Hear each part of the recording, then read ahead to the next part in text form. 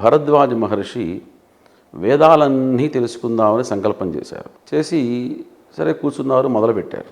అయితే పూర్వకాలంలో మహానుభావులకి మరణం చెప్పొచ్చేది, ముందే తెలిసేది.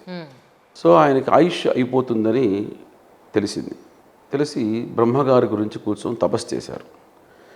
చేస్తే బ్రహ్మ వచ్చారు. ఏం కావాలి అన్నారు. అయ్యా నాకు ఆయుష్యం కావాలి అన్నారు. సరే ఎన్నాళ్ళు? ఒక 100 సంవత్సరాలు ఇచ్చేశారు. మళ్ళీ కూర్చొని వేదాలు చదువుతున్నాడు. మళ్ళీ దీంట్లో 95 సంవత్సరాలు అయిపోయింది. మళ్ళీ ఇండికేట్ చేసింది కాలం, టైం అయిపోయింది పోతుంది అని. మళ్ళీ కూర్చొని చేశారు.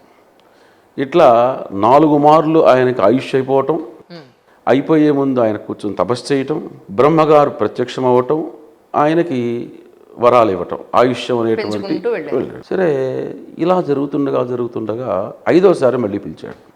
బ్రహ్మ అంటే చాలా, ఇక్కడ బ్రాహ్మలే చాలా బిజీగా ఉన్నారు హైదరాబాదులో. అందులో మళ్ళీ వినాయక మండపాల దగ్గర చాలా బిజీగా ఉన్నారు. ఆయన చాలా బిజీగాను, సృష్టికర్త ఆయన.